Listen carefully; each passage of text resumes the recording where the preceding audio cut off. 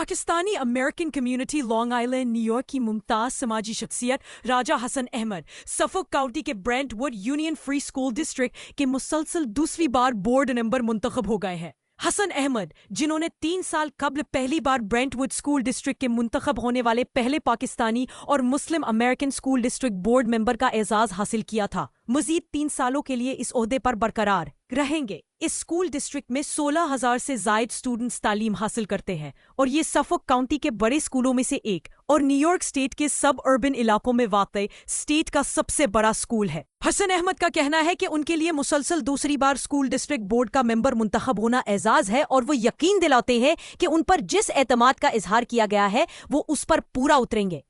Pakistani American community کی جانب سے بھی حسن احمد کو ان کی کامیابی پر مبارکباد دی گئی ہے اور ان کے لیے پرخلوص تمناؤں کا اظہار کیا گیا ہے۔ Urdu news, new York. Don't forget to like, comment and subscribe.